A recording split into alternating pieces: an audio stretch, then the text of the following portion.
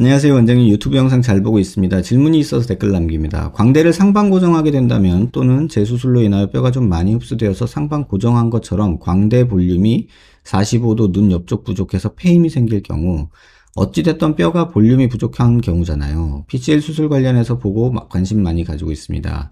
위와 같은 경우에도 PCL로 재건이 가능한지 궁금해서 여쭤보고 싶습니다. 한다면 어떤 방식으로 진행될지도 궁금하고 비용 같은 면이나 회복 같은 경우도 궁금합니다. 답변해 주시면 감사할 것 같습니다. 여러분들 기본적으로 아셔야 될 게 있어요. 재건하는 목적이 있거든요. 수술이라는 걸 할 때. 근데 크게는 이건 제가 학회 같은 데 가서 논문 이렇게 발표할 때 쓰는 용어인데 여러분들한테도 오늘 그냥 말씀드릴게요. 우리가 볼륨을 주기 위해서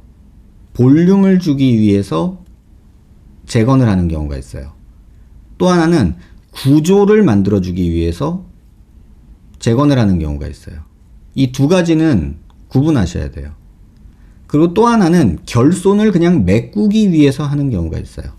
이걸 어떻게 그냥 그림으로 간단하게 말씀드리면, 지금 뼈가 만약에 이렇게 생겨 있는데 워낙에 뼈는 이렇게 둥그렇게 있는 거란 말이에요. 그러면 내가 요만큼을 뭔가로 채워서 만들어줘야 되잖아요. 이거는 볼륨을 주는 거죠. 그래서 목적 자체가 볼륨어라고 그래가지고 볼륨을 주는 재건이 있어요. 이건 볼륨을 주는 거고요. 또 하나, 만약에 뼈가 이렇게 연달아서 이렇게 연결이 되어 있어야 되는데 이 부분이 이렇게 결손이 발생한 경우가 있어요. 그럼 이 부분을 이렇게 연결시켜서 메꿔줘야 되잖아요. 이렇게. 그러면 이거는 인터포지셔널 그라프트라고 저희가 얘기를 해요. 사이에 끼워 넣는 수술이에요. 그러면 이렇게 껴 넣는 연결성을 회복하는 수술이 있어요. 그러니까 그거는 볼륨이랑은 조금 다른 거죠, 개념적으로.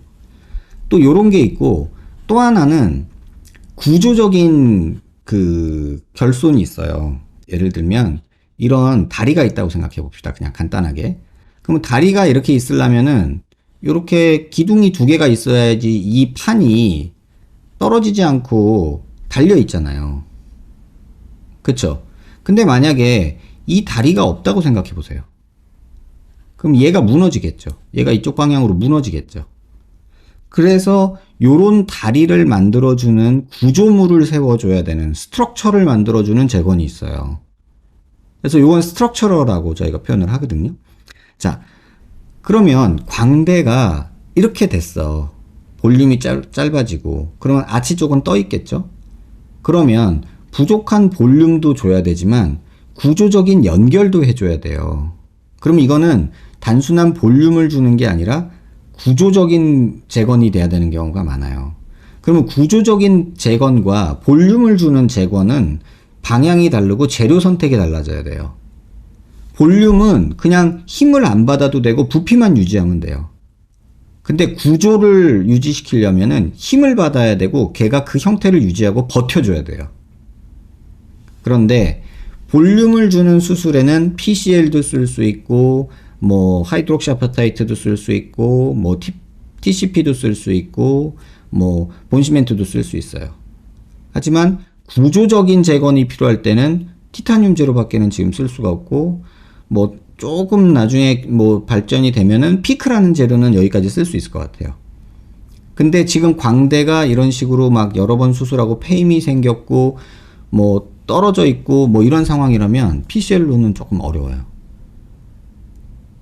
왜냐면 구조적인 그 스트럭처를 만들어줘야 되니까.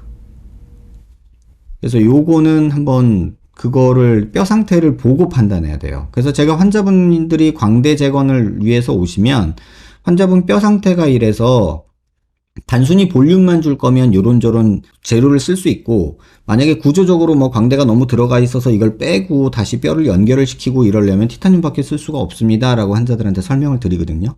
그러니까 환자분의 뼈 상태를 보고 재건을 결정해야 되고 방법, 재료를 선택해야 돼요. 그래서 PCL로 하는 경우는 단순히 볼륨만 줄 경우는 가능은 해요. 그런데 대부분 입안 수술로는 조금 한계가 있어요. 왜냐면 PCL 재료가 이렇게 몰캉몰캉해요. 그리고 거기다가 또 여러 가지 재료들을 저희가 섞어 넣어야 뼈가 생기거든요. 근데 그렇게 하기에는, 입안으로 하기에는 조금 좁아요. 그래서 대부분은 PCL로 광대 재건한 경우는 대부분 두피 절개를 통해서 하게 됐고, 입안으로 한 경우는 한 경우 있어요. 한 번 해봤는데 힘들어서 못하겠더라고요. 왜냐면 이게 부러질까봐 걱정돼서 너무 힘들어요. 그래서 두피 절개를 통해야 된다는 게 또 하나의 문제가 될 수 있고요. 그 다음에 뭐 PCL 사용해서 뼈를 재건한다 그러면은, 아직은 제가 뭐라고 말씀 못 드린다 그랬잖아요. 왜냐면 한 4, 5년 지나면 PCL 다 녹고 뼈가 되건 어쨌든 결판 날 줄 알았거든요. 근데 지금 가장 긴 팔로업이 4년이 넘은 환자가 있어요. 올해 가을 되면 이제 4년, 5년 차 접어드는데, 그 환자도 아직 PCL이 안 녹았어요. 뼈는 생긴 게 눈으로 확인이 되는데, 올 겨울에 와서 CT 찍기로 했거든요. 그럼 그때 CT 찍어서 여러분들한테 한번 보여드릴게요. 이게 4년, 5년 정도 좀 안 된 결과인데 아직도 PCL이 이렇게 있다는 걸 눈으로 좀 보여드릴 수 있을 것 같아요. 그거 보고 참고하시면 될 것 같아요. 그래서 재건 목적에 따라서, 재건 부위에 따라서 재료 선택이 된다라는 점을 꼭 기억하셨으면 좋겠어요.